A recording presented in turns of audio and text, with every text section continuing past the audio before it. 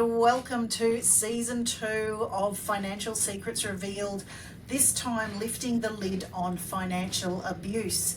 Now today I am joined by my partner in crime, all the way from Hitchin in the UK, the lovely Michelle Hoskin from Standards International. Welcome, Michelle. Good morning. Well, it's good afternoon for us, so we've always got those time differences, don't we? Now, Michelle is my co-collaborator on the financial abuse course put together for financial professionals globally. And it was sort of a joint birth child, I suppose, from both of us, based on putting the book together originally and coming across the story that Tanya Targett shared in that original book. So, Michelle, do you want to share a little bit about why this ignited something in you and the passion, and I suppose how we ended up co-collaborating and you distributing this course globally? Well, the thing I remember is a conversation in my kitchen. You perched on my stool talking about how we're going to change the world. I never quite realised that this was how we were going to do it. You're right. It was the story that I read about Tanya Targett and her daughter. She was a daughter, wasn't it, that she had? Was it a daughter? Yes, very similar to your daughter's age. Yeah, well, at the time I read the story, Tanya's daughter was 8. I think she was about 8 years old in the story, and at the time, so was my Ruby. You know, and I thought, this is crazy. This is crazy. And to be fair, it was a total eye opener for me. It was like, oh my God, this is happening. Like, this is a thing. And obviously, from that moment, you know, we had a conversation. You know, in terms of, you know, we really uncovered what was being said by Tanya in that book, in her interview. And then I just started to just ask a lot of questions about people. Like, I'd say to financial advisors and planners, you know, do you know what financial abuse is? Like, have you ever heard of it? And they'd be like, no. I was just like, how is this? I was asking friends, you know, family, and it was almost like they didn't know what it was. But when I explained what it was, they're like, oh yeah, you know, that's happening to so and so, and oh my God, I think that was how grandma lived, and it just totally knocked me off my feet, to be honest. And I thought, you know, me being me, and you know, having that connection with you and having the standards of business that I've got, I just thought we have to do something about this. And I can honestly tell you, I never thought it would become such a passion. It's almost overtaken me, almost like to be my life's work. And Wow. 20 years ago when I started in financial services as a coach and as having a business, not a planning business, but a business in financial services, I had this sort of strapline in my mind that was, you know, I wanted to be I wanted to be influential. This was my thing, influential in positively changing the face of financial services forever. And for 20 odd years, I've worked very hard to do that. But I've realised more recently that it's actually through the work of the Financial Abuse Specialist course that's how I'm going to do it. It's not through my other services, it's through this, because this is how we're going to change the world. Because, we'll talk about the stories, but they're horrific. I mean, horrific. And you know, it's not all about, you know, the physical abuse. No. So with your company, Standards International, can you tell us a little bit about what you do, what you've delivered, what you've built over 20 years, and how this accreditation now fits into, I suppose, the Standards International suite of products?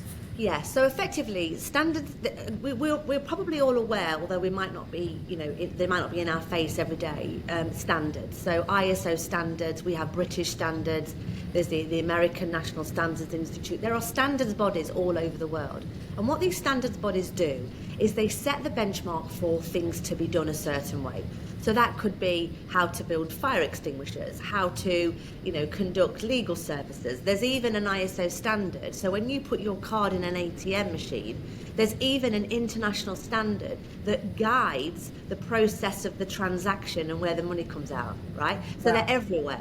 There's millions of standards. And effectively, Standards International started as a coaching business. I started as a coach, coaching and helping financial advisors and planners run their businesses better. And within sort of, you know, 5, 10, 15 years, what we've then got and developed is a suite of standards that are the global benchmarks for how to practice in financial planning. So we have a a standard for how to run a financial planning practice. So your business, Amanda, could have, be certified to a British standard. Even though it's British standard, it's still a standard, right? We've got an international standard for financial planners. We've got a standard for paraplanners, and we've got a standard, obviously, in compliance. So these are just benchmarks. So Standards International is a standards body and a consultancy and a training business. So when this came about, this was the perfect opportunity to bring training together with an assessment effectively. So use an example of those that go through the course. It's an online course where they, at their own pace, go through a number of modules and case studies and quizzes and Q&A. And that's really learning. That's the learning piece. We've pulled together, you work incredibly hard with Dee and my team to pull together the material for the course. And it's all up to date, it's kept up to date, and it's real life case studies and information. And then what happens is at the end of the course, there's a certification element where there's a workbook and an assessment, and they have to upload a video to make them kind of, really aware of kind of their learning and what they've actually done. And then we validate that learning. So that's where it sort of sits in the training and the certification standards element.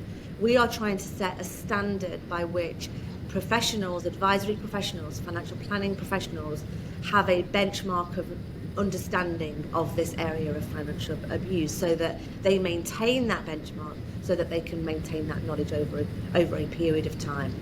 And it's just, it's amazing, this course.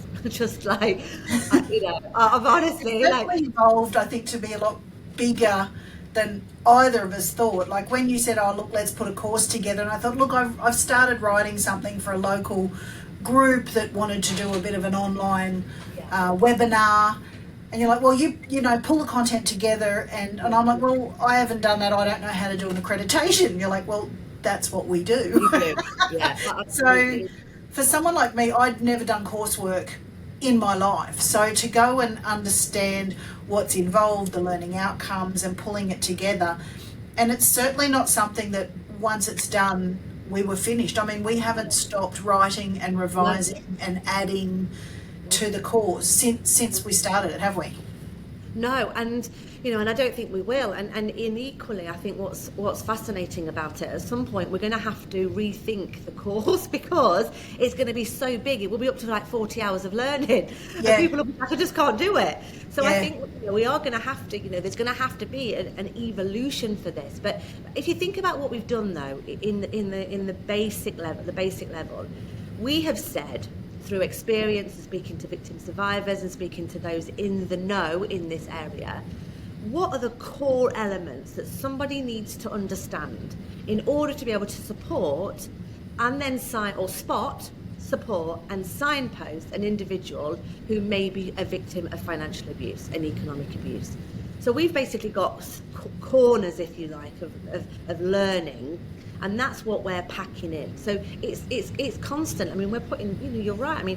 This is mainly your area, but we're sticking stuff in the course all the time. We're sort of uncovering, I suppose, new areas where let's do a chapter on gaslighting, and let's do one on granny dumping, and the cases that we're constantly adding to the library of additional resources are terrifying and mind-blowing. And there's an inquest at the moment here for a beautiful young woman and her family who the partner burnt them to death in their car, and she stayed alive long enough to try and tell people the children's names, their dates of birth, what he'd put her through. She had burns over 90% of her body while doing this, and she heard her children had died in the car fire in front of her, and then her ex stabbed himself to death on site as well. So these horrific stories that we're hearing about, and I will put a trigger warning in for that, but coming back to coercive control, and now there's different states of Australia. Tasmania's passed a law where coercive control is a crime, and there's all these red flags that come up, and for people to recognise those things, and they're independent again of the red flags for financial abuse. But it's so layered and so nuanced, and there's so many levels, And it would be awesome if there was this great cookie cutter approach where we could just But there isn't. fix it, where, you know, some people just will choose to stay and others, you know, do want to run away screaming. So I suppose it's to help at this stage when we put it together, those financial professionals who want to be involved in that journey and help people. Well, let me tell you a story that I actually heard yesterday, because I think this proves my point. So I spoke to a lady yesterday who runs a charity here in the UK, and she was a victim, and she now volunteers. She's now a divorce coach, and she helps women and men through a similar situation that she was in. And I'm not going to tell you her story, but what she told me yesterday is that through her work she does through the charity, she got approached about a few years ago by a lady who was in a very affluent family setup, super wealthy, big house, children in private school, big posh car, you know, the whole kit caboodle. And she wasn't in a physically abusive relationship. She was in a coercive control and an economic abusive relationship. And effectively, she had none of her own financial independence. She had none of her own financial, she didn't have any money at all, and she had to ask for it.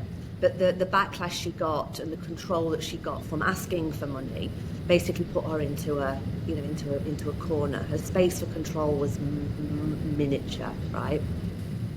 She went to a lawyer, and the lawyer said, stay in the family home until he sells one of his businesses. I mean, this lawyer, what an idiot. I mean, quite frankly, you know, because they didn't recognise the abusive signs. They just thought, well, you know, you'll get the money when he sells his business. But that's not what she was. She wanted to know her legal position in terms of his wealth, right? But what then made it even worse as this story was unfolding was she then went to a financial advisor. And the financial, and I could cry telling the story, but she told me the story yesterday, and she said, and the financial advisor said to her, we can help you when the time is right. Right? And that time Is when she's got money. Was when she'd got money. Right? And 2 weeks ago, she took her own life. She took her own life. Right? Now, she went to the lawyer and the accountant before going anywhere else. And both of those professionals, who quite frankly, you know, with my a bit like now getting a bit angry moment, should have known better. And, you know, I said to the lady yesterday, she said, but there's lots of charities and there's lots of, you know, people doing coaching and training in financial abuse. I went, I know, we are coaching a very small segment of the market who have the power to do so much when needed. And like I said right at the beginning of this, you know, when I ask people what's financial abuse, and, you know, when they don't know, and then when I tell them, the stories just come flooding in. It's like, oh yeah, I've got a client who I think, oh my gosh, that's happening to my friend. Oh, that happened to me. And I'm just like, this is what literally bounces me out of bed in the morning. And, you know, it's just become, you know, I wouldn't say it's an obsession, but, you know, I went to St. Lucia. Passion project. Oh my God. I mean, I went on holiday for 2 weeks at Christmas, and literally I reckon every day I did 3 hours of learning around this area every single day when I was on the pool, by the pool. And I would literally turn to Stuart. I'd have my headphones on listening to a podcast, and I'd turn to Stuart and I'd go, did you know that 1 in 7 men, and he'd be like, what? We're on holidays, leave me alone, woman. And I said to him, and he's like, because it's making you sad. And I said to him, it's not making me sad. I said, it's making me determined. He said, well, it's making me sad. So I need you to stop talking about it.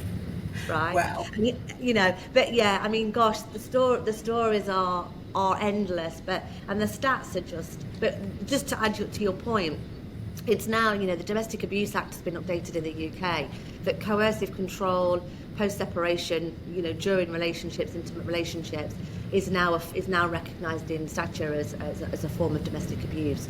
And, you know, we think of, I mean, one of the things that I think I want people to take away immediately is domestic abuse is not physical, it's not sexual, it's physical, sexual, emotional, coercive control, it's, you know, it's all of that is the term of domestic abuse, and we need to educate a lot around that. But gosh, yeah, I mean, it's just a wonderful thing we're doing, Amanda. Like, you know, and this is in addition to our day jobs, right?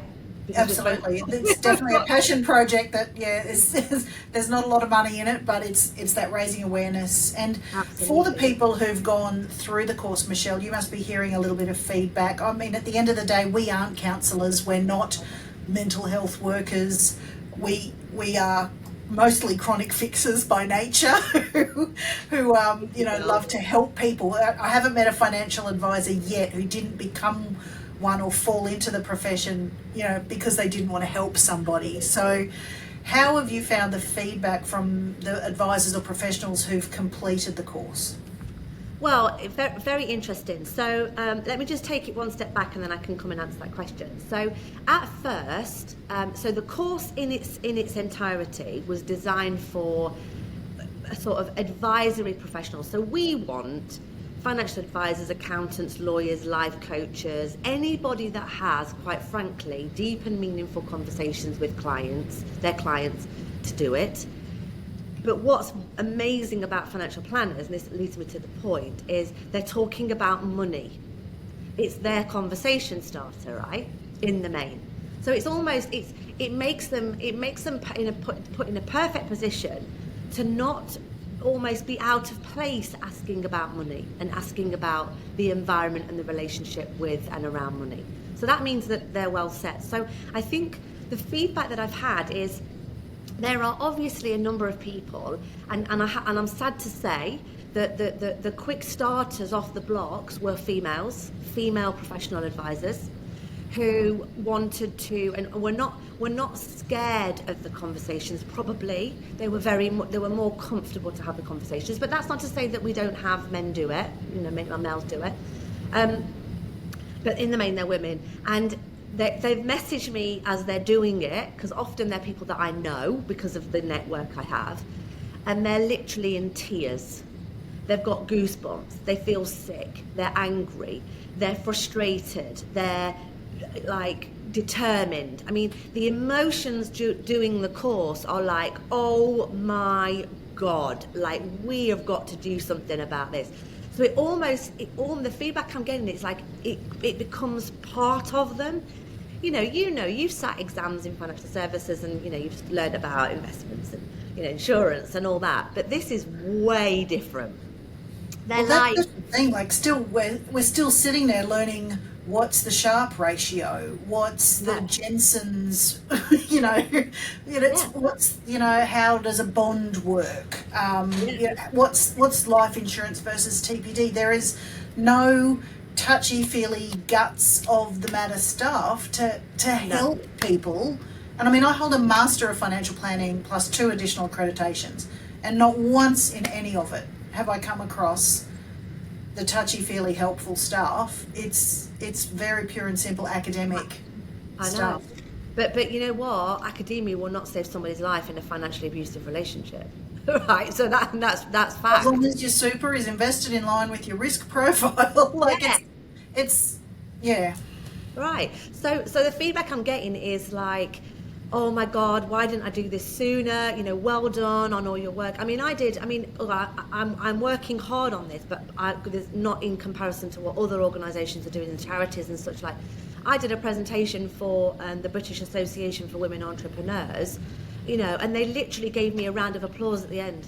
Literally were just like, this, what you're doing is incredible, and they wouldn't stop. They just kept clapping.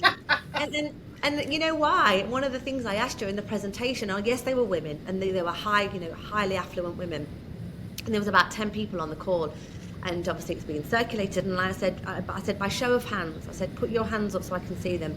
For those of you that have been a victim, survivor of financial abuse, or know somebody in your intimate relationship, and 9 of the women put their hands up. So on the stats of globally 1 in 4, I think it's probably way more than that. Way more than that. So the feedback's been amazing. It's a journey. They're fascinated by it. They're almost compelled to then go and do something, post a massive post on social media, and we get them to create toolkits, and they're sharing this stuff, and they're hosting events and webinars and seminars, and it's like we're fueling the masses is what we're doing. And that's a wonderful thing, But the numbers are still low, and I think you know, I think that's we you know, we haven't really truthfully gone to town on the marketing and the comms and the promotion of it, because we're still making sure that the course really hits target, and I think we're near as damn it there now. You know, we're putting new inclusions, but the thing that I really want to happen, you know, we've set a pledge, you know, literally only last week that we did this, that we by 2030 we want to get 1 million professionals certified to this standard. Wow. And that can be advisors, that can be lawyers, that can be accountants, that can be life coaches. And randomly, not connected to financial services, but we got a call from the chair of the Association of Hair and Beauty. And she wants to do webinars and seminars for her beauticians and her hairdressers, hairstylists, because she knows full well that they are having endless and hours worth of conversations with people, men and women, and they do chair talk. Right? Of course they are. You always chat with your hairdresser, don't you? Yeah, absolutely. So this is not going to stop. Yeah. This is not going to stop in financial services for sure. So I have to rewrite the course for non-professionals. Thanks. Oh, at least I've got a big long flight coming up. Dedicated to 30 hours. But yeah, so all this stuff, you know, we've got the LinkedIn group and the Facebook group. You know, it's just ongoing, but it's not going to stop. You know, this is not, and you know, the stats are horrendous. You know, as I said, and you know, they are. I mean, I found out. I read a paper that had been created by a law firm in the UK. I actually interviewed her for the course in terms of the Domestic Abuse Act. And it's something like it's 27% of men who are a victim of economic abuse, which is where basically Party B, your Party A, Party B restricts your economic resources, mobile phone, technology, electricity, housing, food, and so on. Money obviously is part of that.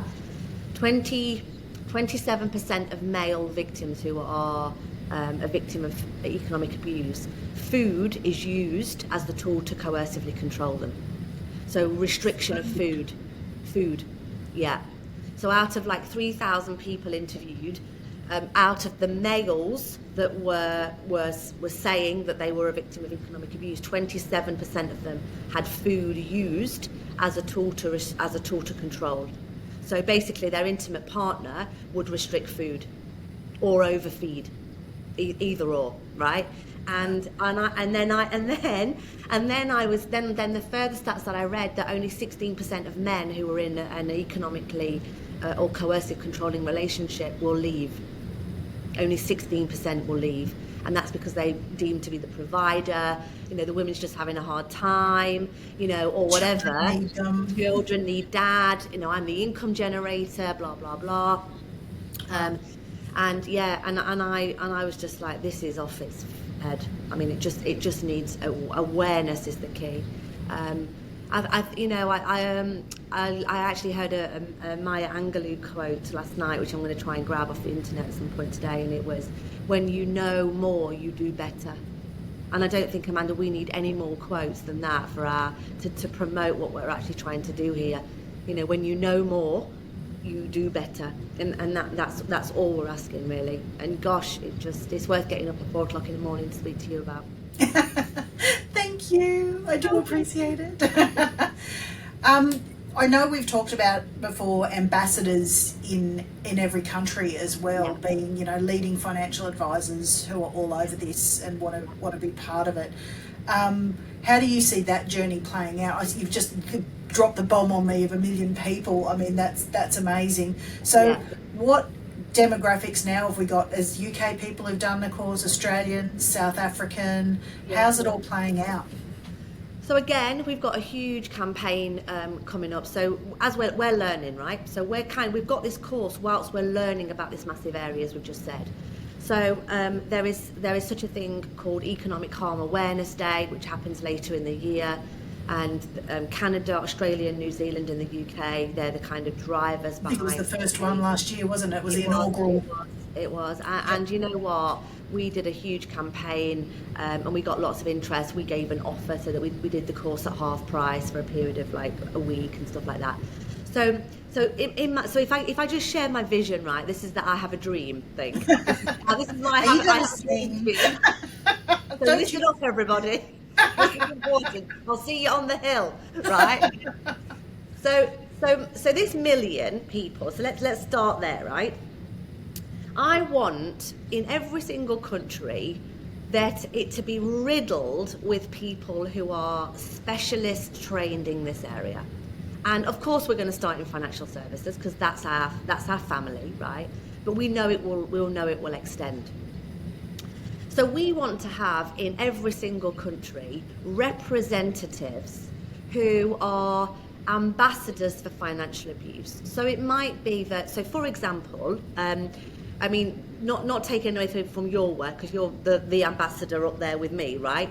But I got a contact from a financial planner in Australia who her clients, all of her clients are surgeons, right? So because she's known me a little while, she's recently enrolled in the course, she did a presentation to surgeons about it. Literally, she called me like it was like, I don't know, midnight or something ridiculous. She phoned me, she said, I've got to tell you. I was like, hello. What? And she said, I have literally blown their brains out with my presentation about financial abuse. And she said, they literally were sat, they were on their phones, like busy. She said, and then I went for it. I dropped this bombshell of this financial abuse thing, and they were all like that, like staring at her with the phone, with their mobile phones in their hand. And she's like, she said at the coffee break, she said they literally mobbed her. And I said, well, this is because, you know, and she's like, how can I do this more? How can I be an ambassador? And I'm like, we're going to fill the countries with people who can go to events and talk about it, who can, you know, can write articles about it, can go to their local churches, their local community groups. We are going to flood the world with people, and that's the idea with the million. Wow. And the one thing I think is our next campaign. Is to extend the training of mental health first aiders. So there's mental health first aiders in workplaces all over the world. Yep. Think about it. If we just got mental health first aiders, all of them, or near as damn it, to extend that training to be certified to the financial abuse specialist as well as mental health first aider, we'll just do it that way. And where does everyone get their money from? Their work. Where do people get money from? Their businesses or their workplaces.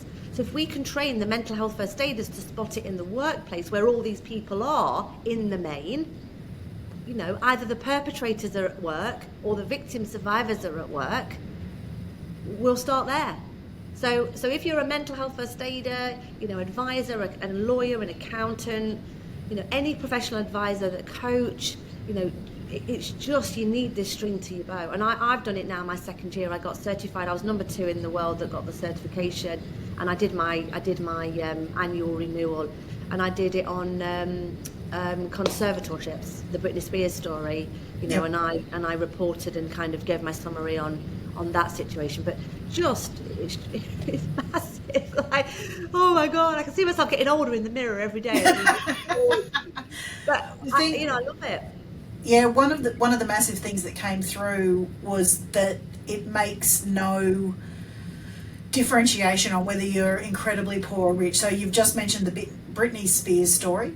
Mickey Rooney was a poster boy. The woman who, I can't remember, Lillian Bettencourt, I think, was the heiress to one of the most massive cosmetics chains in the world. So there's massively wealthy people. Ike and Tina Turner, you know. Yeah. So there's of course it makes sense to prey on wealthy women. Of course. But I've done a little bit of work with the Hunger Project in Uganda, and these women who are making $1 a day breaking rocks for 8 hours. One beautiful woman I'd met had a predator had given her syphilis. She was living with her 2 small children at home. Her husband had left her with 3 children at the time. He sold the family mattress and their cooking pots, and they've never seen him again. So, I mean, this is all the means that this family has. I mean, you can't imagine he'd made a lot of money doing that, but not only left his family beyond destitute, which they already were, but Now they sleep on a dirt floor, and it's more difficult for her to cook because how does she provide? I mean, no care or consideration for the children. She will sometimes do the rock breaking work or agricultural work 8 days in the field, and when she can afford it, she'll buy the ingredients to make a local spirit, like a vodka, something along those lines. It takes her all night to distill and, you know, sell that, you know, within a couple of days. She gets no sleep. She has terrible allergies to the work that she does. So you think, how could someone with no means be a victim right through to, you know, aren't these, there's just no, you know, rhyme or reason to it. It's from the poorest poor to the wealthiest that, you know, are And being it doesn't taken advantage of. discriminate. It doesn't discriminate in any way, That's shape, the or word I form. was Gender, looking for. race, colour, money, wealth. It does not discriminate. And coercive control and narcissistic behaviour is often what fuels the behaviour. So we have to also recognise that coercive control is real, and also narcissistic behaviour is also very real. And you know, it's the you know, people say, you know, well I look after. I mean, even my dad would say, you know, well, I look after all the money. You know, what's all this financial abuse stuff you're doing? You know, I see it on Facebook, and I'm like, and I explain, and I go, yeah, but I look after your mum, and I look after all the money. And you know, when your mum wants some money, she's only got to ask for it. And I say, yes, but Dad, it's the asking for it that's the problem. He's like, well, I'll give her an allowance then. I was like, yeah, but then you're controlling how much that allowance is. And he's like, but she doesn't work. If she wanted whatever she wants. And he's like, so where do we go with this? And I said, okay. I said, let me ask you. I said, is your intention care or damage? Or care or control? And he goes, care. I said, then you're all right. I said, but as soon as it flips to control is when it starts to go wrong. If you are using these means to control mom, bad times. And he's like, well, of course I'm not. And he isn't. But that's kind of how I explain it to people. It's like care or control. It's the what's the word? Not the incentive, but it's the intention. It's the intention behind the control or the care. That's when that breaks down to a very, very real and truth that is in every family. There is always somebody who will control the family finances because they're better at it, they make more money, it's what they like to do, and the other partner is usually more than happy to delegate that role to the other partner.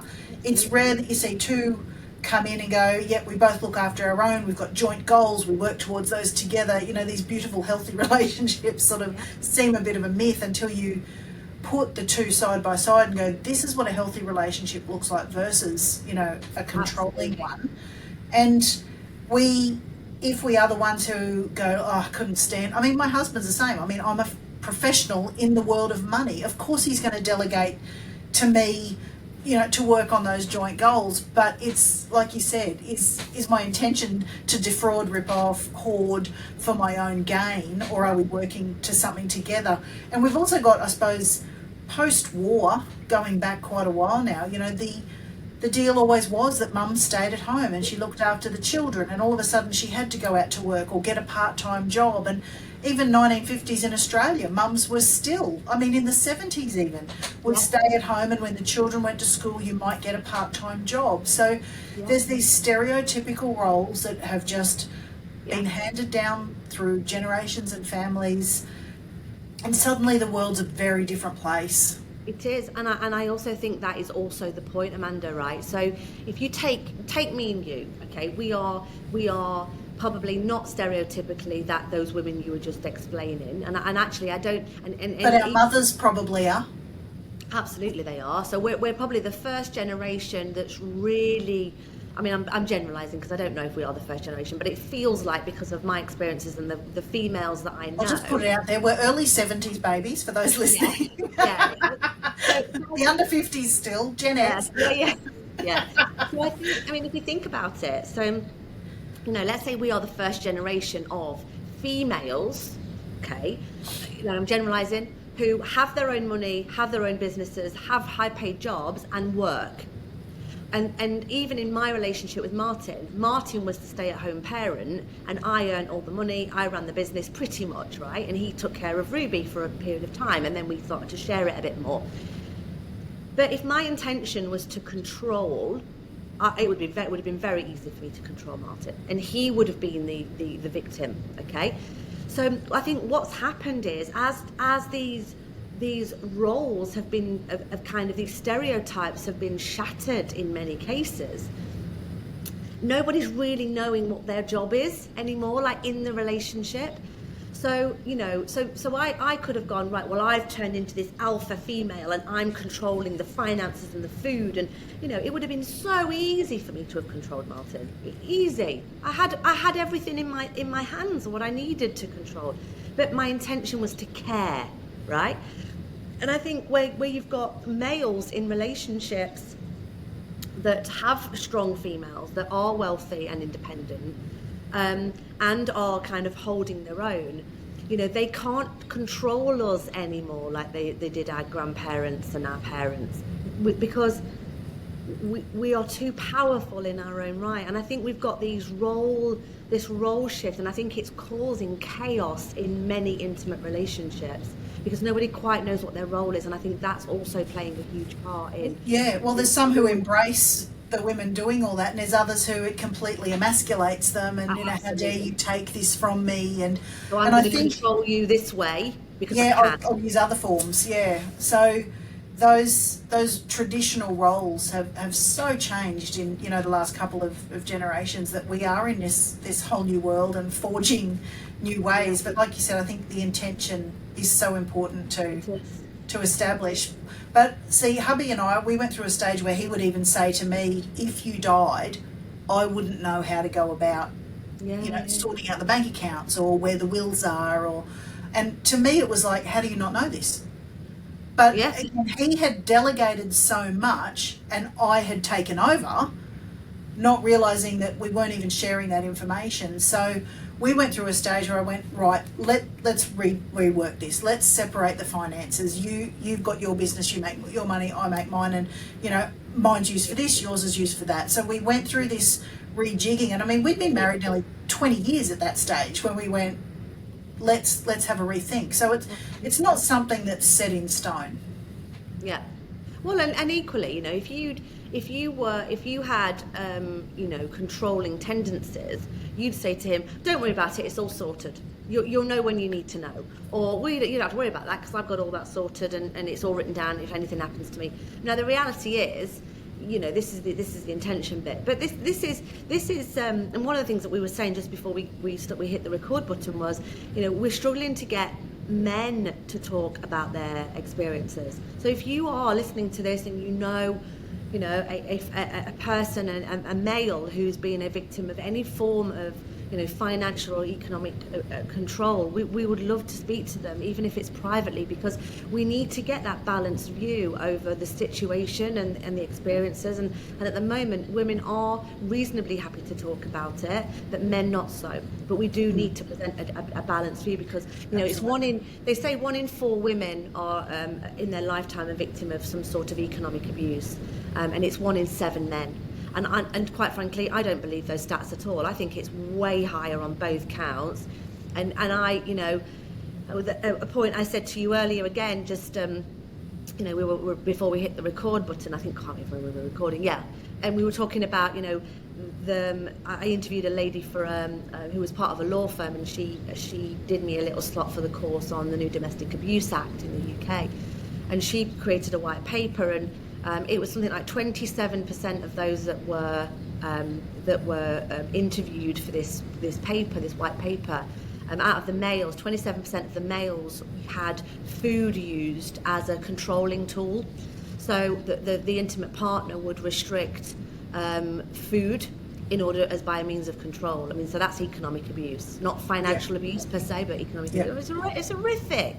And only 17% of men would leave. So that means all those poor guys that are sitting there in relationships where they are a victim, only like 17% of them will actually leave a relationship. It's just awful. Yeah, and funnily enough, I mean, all this started when I wanted to write my book, and it was about looking at what our parents taught us about money and does that still carry over into our lives now? And everybody I interviewed said their parents didn't teach them anything about money. And that was as in, I didn't sit down and have a chat with my son about budgeting, or I didn't show my daughter how to take care of a household. But there were all the unspoken lessons that we learned, or dad was a hard worker, or mum did this, or, it takes money to make money. And it's examining, I suppose, those things that we saw as learned behaviour that come into those, was narcissistic behaviour modelled by our parents, or, Let's say it is.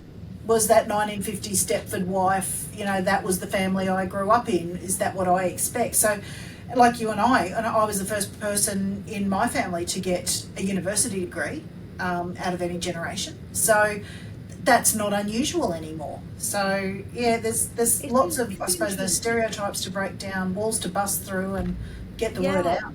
I'm in a new relationship, and my partner, his historic relationship was, wife stayed at home, looked after the children, he was the provider, and he's come into a relationship with me, and we've battled because there is no way I'm going to fit into that stereotype. And even 2 weeks ago, and he doesn't know he's doing it. It's really quite tricky. I know he's doing it. And he'll be like, so what are you doing on, what are you doing on Friday, for example? I'll be home about blah, blah, blah. Will you be there? And I'm like, well, I know why he's asking, because he wants me there when he gets home. And I'm like, no, I won't be, and I'm not going to be where you want me when you want me there. It's really hard. So Paul Stewart, he's really had to work and adjust. But that's because of learned behaviours, right? They're not intentional, they're learned. But, I do find that I have, and there's probably a lot of women like this, you've probably in similar, but, in your marriage, is we have to fight for certain stuff to so I think, what, Amanda, if you think about what our podcast, what our presentations are called and our Facebook groups, it's confidence to cure, right? That's against financial abuse, confidence to cure. Because I believe that if a man and a woman has confidence and is strong and self-aware, I think it lends itself very well for them to be able to be in a great state to really, really combat this. And, I shared a picture the other day, and it was a picture of a frog in a big pan of water, right? And effectively the analogy is, if you put a frog in a vat of cold water and just keep turning up the temperature, the frog won't jump out because it's not hot enough. And by the time it's too hot for them to jump out, effectively they have had all of their resources depleted. They're weak. And that's coercive control, because if you put the frog in the boiling water, okay, they jump out straight away because it's shock to the system. And coercive control and narcissistic behaviour and many forms of abuse are built up over a series of events, repeatable patterns, and they almost become, we brush them under the carpet so much that they become not even recognisable.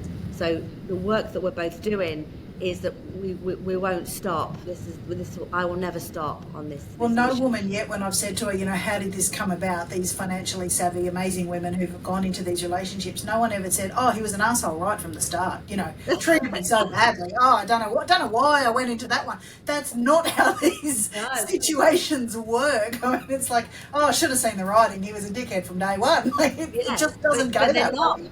That they were so lovely. They're charming and charismatic and lure them into.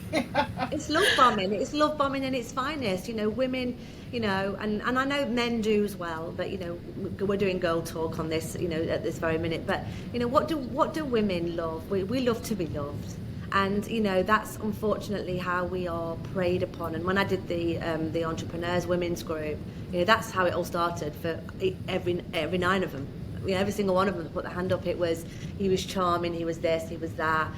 So equally, men are victims. We've got a case study in the course, which is part of the year 2 material, of exactly that. A guy was absolutely, I couldn't interview him verbally, but I got the story from him, and he was love bombed. He was love bombed by a girl. She was filtering out his money, and she left him with nothing. And it's equally. I suppose the mainstream media is becoming more aware of it now. We've got the stories of Dirty John on Netflix, and not only the Eric Banner version, but the interview with the original victim of Dirty John, and how he was this serial financial abuser and physical abuser. There's the recent one of Anna that scammed the friends in New York. What was the other one that the Tinder swindler? Tinder swindler. There's the maid, of course. That's Yes. There's a lot of it. But if you it's interesting. If you watch lots of movies. I mean, even I was watching Friends the other day, and there's some stuff in there that's a bit like, that's a bit borderline. but at the time, we're just oblivious to the whole thing. But I think we've just got to keep talking about it. People need to keep talking about it. The course is incredible. I mean, it teaches. I mean, I've had 3 friend interventions since being a certified financial abuse specialist. Conversations that the course has taught me on how to ask the questions and how to broach the subject. And I've had 3, I would call them interventions, but I've had 3 conversations with people who I know directly and who I know as a friend of, that they asked me to speak to them about. And the conversations have been eye-opening, but they didn't even realise it was abuse. Wow. They just thought, and one of them was a guy actually, and I still can't get him to do an interview for me, but he was like, but I just thought she was nuts. Was his response. She probably was. Right? I thought she was nuts, and I was like, yeah, but did you not? Yeah, but I just thought she was really loving and really caring, and was just had trust issues, and I'm just like, this is every day this is happening to people. But yeah, she ended up taking off of his flipping. Oh, it was just a nightmare. It was mainly through a divorce, but yeah, I mean, it was just there's loads of stories like that. Yeah, loads and loads. Well, thank you so much for joining me. It's been lovely chatting again. Hopefully, some more people might be a bit interested in learning for themselves and how they can help and spot those red flags to be able to assist. So thank you again for your time, Michelle. Really appreciate it. And just thank you for inspiring me to get involved in this. And it all kicked off with you and your book. So we're changing the world. It's slow, but we'll get there. It's a pleasure. Thanks, Michelle.